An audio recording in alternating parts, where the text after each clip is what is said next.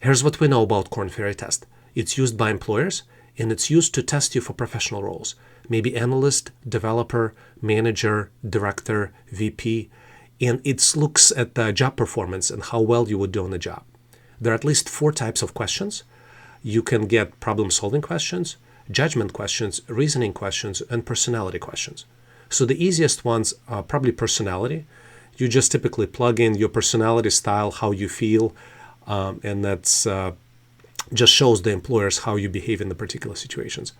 Judgment, you're presented with certain judgment scenarios, situational judgment test. So something happens and you need to pick the right answer. So those are typically, you can use common sense and get to the right answer. Problem solving and reasoning are harder because they might test job-related problem solving and job-related reasoning, or they might test your cognitive skills, which requires you to detect the pattern. So what we're going to do here, I'm going to show you the most difficult question to detect the pattern that you probably will get on the test, and we'll go from there.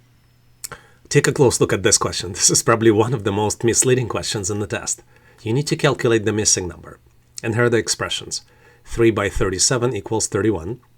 4 by 27 equals 31. 5 by 17 equals 31.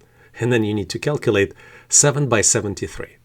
So that's probably the most confusing part of it, right? Imagine yourself on the test. You're presented with something like this. And where do you go from here? First of all, you need to understand that this is not a traditional math, right? Let's verify this. 3 by 37 equals 3 by 30 is 90, 3 by 7, 21. So 90 plus 21 is 111. 4 by 27 equals 4 by 20 is 80. And then 4 by 7, 28. So 80 plus 28 equals 108, right? So not 31. 5 by 17 equals, you know how to do multiplication by 5. So 17 divided by half is 8.5. And you need to multiply it by 10. So that would be 85. So 5 by 17 equals 85. And then obviously this cannot be calculated using traditional math rules. Where else do we go from here? So let's look at the answers. So you have 31, 31, 31. And one of the choices is 31, right? So you have to pay attention. Where does it lead us here? So the easiest thing is just say, okay, let's select A. But what does it give us?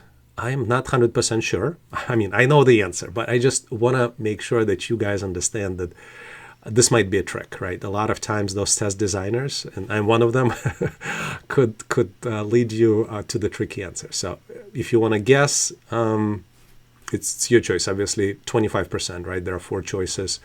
You can decide how you want to guess. But a lot of times it's just not the continuation of this pattern of the answers. Now let's look at another thing here, right? Let's look at the single-digit numbers in the expression. 3, 4, 5. So that's increment by 1. And then 7, right? Increment by 2. Does it lead us to anything? Maybe it would lead us that we need to select a different answer potentially. Maybe not. Nobody knows. We need to detect the pattern, right? So how do we calculate the pattern? And that's where the logic of non-traditional math comes here into play. So what do we have here? 3, 3, and 7, right? And then we have multiplication sign. And that's kind of how we think.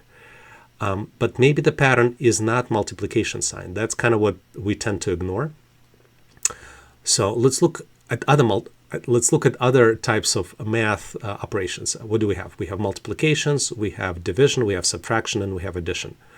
So division, 3 divided by 3, that's 1. 1 by 7 would be 1/7. So it doesn't lead us to anything meaningful, right? Let's try subtraction. So 3 minus 3 is 0. 0 minus 7 minus 7. So also doesn't lead us to anything. But let's try addition. So we break down single digits. 3 plus 3 is 6. 6 plus 7 is 13. And you see same digits here, right? Even though it's not 13, it's 31. But what if we reverse 13 to get to 31? 13 reversed equals 31, right? Let's verify. So that might be the pattern, potentially. So 4 plus 2 equals 6. 6 plus 7 equals 13. Reversed is 31. So same thing, exact same thing. Let's try here. 5 plus 1, 6. 6 plus 7, 13. 13 reversed is 31. And then let's continue this logic here. 7 plus 7, 14. 14 plus 3 is 17. 17 reversed is 71. So potentially could be choice D, right? I think we got it. Let's recap. So in this particular logic, you have instead of using traditional math, you have to use individual digits and use different math operations. So instead of 3 multiplied by 37, the logic here is you need to break it down into individual numbers. So it would be 3 plus 7 equals 13, and 13 reversed is 31. And that's how you calculate the logic. We just went through these calculations here, but this is just for you to recap. The correct answer is 71, but what I'd like to suggest you do is try your own skills. Make sure you understand this pattern and you can calculate it, so you can post your answer in comments. 8 multiplied by 83 equals what? Once you calculate it, make sure to post in comments. I guarantee that you will be challenged by Korn Ferry questions, and here's why. This is test not just for accuracy, it's test for speed, accuracy, and thinking under pressure. Another big reason is a lot of times answers may seem very similar, just like you saw in this question. And you will be tested for the pattern recognition skills. So to detect the patterns, make sure to watch more videos. We have a ton on this channel.